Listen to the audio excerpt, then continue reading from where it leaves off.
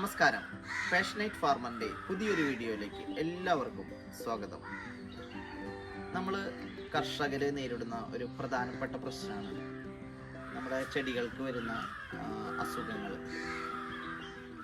അതിലേറ്റവും പ്രധാനമായിട്ട് നമ്മൾ ഫേസ് ചെയ്യുന്ന ഒരു കാര്യം എന്താണെന്ന് വിചാരിച്ചാൽ, ഇത് എന്ത് കാരണത്താലാണ് ഈ അസുഖം വരുന്നത് എന്നുള്ളത് ഐഡൻറ്റിഫൈ ചെയ്യുക എന്നുള്ളതാണ് ഏറ്റവും വലിയ ബുദ്ധിമുട്ട്.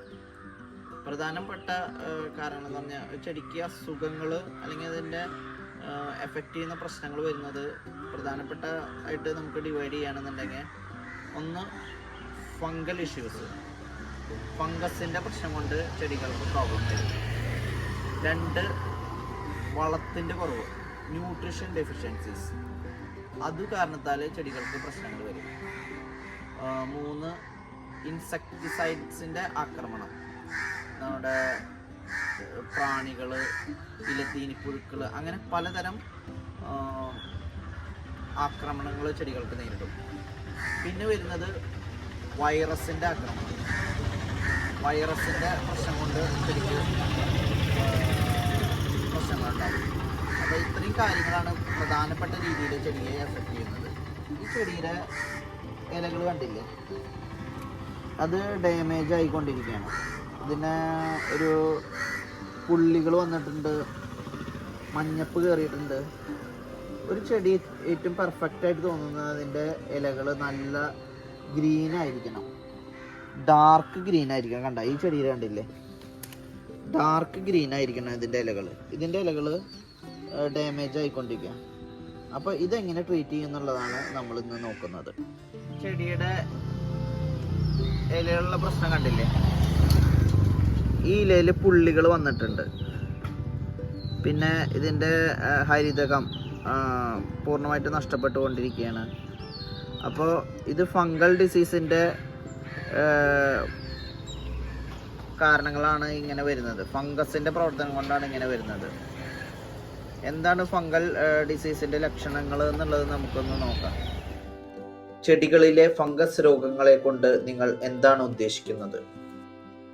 സസ്യങ്ങളെ ബാധിക്കുന്ന ബഹുകോശ ജീവികളായ ഫംഗസുകളാണ് ഫംഗസ് രോഗങ്ങൾക്ക് കാരണമാകുന്നത്. വിളകൾക്കും സ്വാഭാവിക ആവാസ വ്യവസ്ഥകൾക്കും അവ കാര്യമായ നാശമുണ്ടാക്കും. നിങ്ങളുടെ അറിവിലേക്കായി സാധാരണയായി കണ്ടുവരുന്ന ഫംഗസ് രോഗങ്ങൾ ഞാനിവിടെ കൊടുക്കുന്നു. ഒന്നാമത്തെ പൗഡറി മിൽഡ്യൂ, അതായത് പൂപ്പൽ രോഗങ്ങൾ. രണ്ട്, ആന്ത്രാക്സിനോസ്, അതായത് ഇലകളിൽ ഡാർക്ക് നിറത്തിലുള്ള മുറിവുകൾ കാണാൻ സാധിക്കും.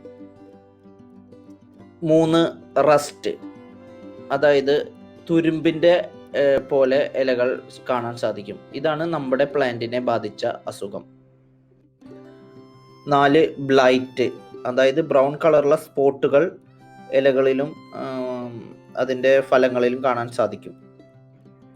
അഞ്ച്, റൂട്ട്സ് റോട്ട്, അതായത് വേരുകൾ അഴുകൽ, കടചീയൽ എന്നൊക്കെയാണ് നമ്മൾ സാധാരണ പറയാറ്. ആറ്, വിൽറ്റ്, അതായത് സാധാരണയായിട്ട് വാട്ടരോഗം എന്നാണ് നമ്മൾ പറയുക. ചെടി അങ്ങോട്ട് നിന്ന് ഉണങ്ങിപ്പോവും. കളനാശിനി കൊടുക്കുകയാണെങ്കിലും വളം കൊടുക്കുകയാണെങ്കിലും നമ്മൾ പ്രോപ്പറായിട്ടുള്ള വെള്ളം ഒഴിച്ചിട്ടുണ്ടെന്ന് ഉറപ്പ് വരുത്തണം. എന്നിട്ടേ നമ്മൾ ഇത് ചെയ്യാവൂ.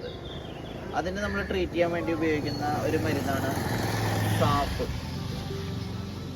ഈ സാഫ് എങ്ങനെയാണ് ഉപയോഗിക്കുക നമുക്ക് നോക്കാം. 2 ഗ്രാം സാഫ് 1 ലിറ്റർ വെള്ളത്തിൽ, കറക്റ്റ് മെഷർമെൻറ്റ് കിട്ടാൻ വേണ്ടിയിട്ട് ഒരു ത്രാസ് കൊണ്ടുവന്നിട്ടുണ്ട്, വെള്ളം 1 ലിറ്റർ വെള്ളം കൊണ്ടുവന്നിട്ടുണ്ട്, ഒരു സ്പ്രേയർ കൊണ്ടുവന്നിട്ടുണ്ട്. അപ്പം നമുക്കിതൊന്ന് 2 ഗ്രാം എടുക്കാം.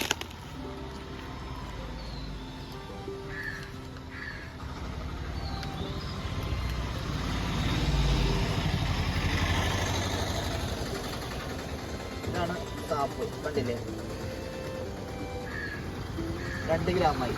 ഇത്ര വേണ്ടത്.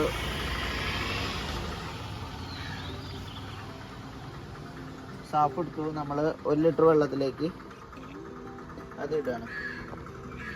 അതിന് ഞാനൊരു ഫണൽ കൊണ്ടുവന്നിട്ടുണ്ട്. ഫണൽ ഉപയോഗിച്ചിട്ട്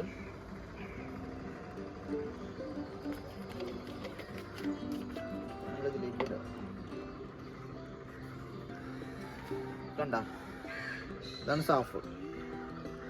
ഇത് നമ്മൾക്ക് എന്നിട്ട് നന്നായി കുലുക്കുക. ഉണ്ടോ? കുലിക്കതിന് ശേഷം നമുക്ക് നമ്മുടെ ഈ ചെടിക്ക് അടിച്ചു കൊടുക്കാം.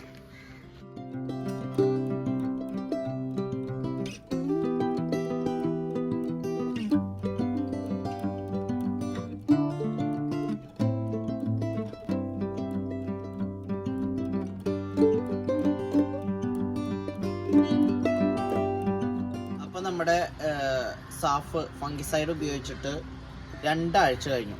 നമ്മുടെ ലീവ്സ് എന്ത് മാറ്റം ഉണ്ടെന്ന് നമുക്കൊന്ന് പരിശോധിച്ച് നോക്കാം. കണ്ടില്ലേ, ഈ ഇലയിലൊക്കെ അസുഖം കുറവായിട്ട് കാണാണ്. കണ്ട, പച്ചപ്പ് വീണ്ടും തിരിച്ചു വരുന്നുണ്ട്. കുറവുണ്ട്, കണ്ട, അസുഖം കുറവുണ്ട്, എന്നാൽ പൂർണ്ണമായിട്ട് മാറിയിട്ടുമില്ല. അപ്പോൾ നമ്മൾ ഇതിൻ്റെ ട്രീറ്റ്മെൻറ്റ് തുടരണം.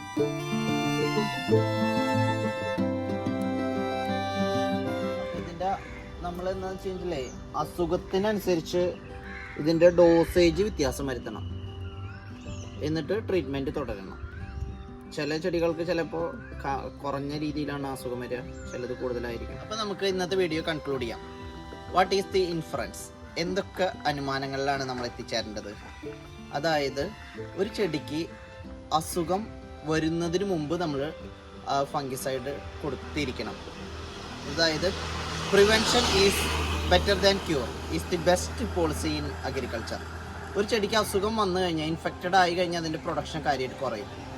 അപ്പോൾ പിന്നെ ആ ചെടിയെ റീകൂപ്പ് ചെയ്ത് എടുക്കാൻ നമുക്ക് വളരെയധികം സമയമെടുക്കും. അപ്പോൾ നമ്മുടെ കൃഷിയിൽ വളരെയധികം നമുക്ക് നഷ്ടസാധ്യത കൂടും, റിസ്ക് ഓഫ് ലോസ്. അതുകൊണ്ട് അസുഖം വരുന്നതിന് മുമ്പ് നമ്മൾ ഒരു ഫംഗിസൈഡ് ഒരു ആഴ്ച അല്ലെങ്കിൽ ഒരു 15 ദിവസം കൂടുമ്പോൾ അടിച്ചുകൊണ്ടിരിക്കണം. അതായത് ഒരു ചെടി ഇൻഫെക്റ്റഡായി ആവാൻ നമ്മൾ അനുവദിക്കരുത്. ഓക്കെ, അപ്പോൾ വീഡിയോ ഇഷ്ടമായി എന്ന് വിചാരിക്കുന്നു. ഇഷ്ടമായെങ്കിൽ ലൈക്ക് ചെയ്യുക, ഷെയർ ചെയ്യുക, സബ്സ്ക്രൈബ് ചെയ്യുക. അടുത്ത ഒരു വീഡിയോ ആയിട്ട് വീണ്ടും വരാം. അതുവരേക്കും നമസ്കാരം.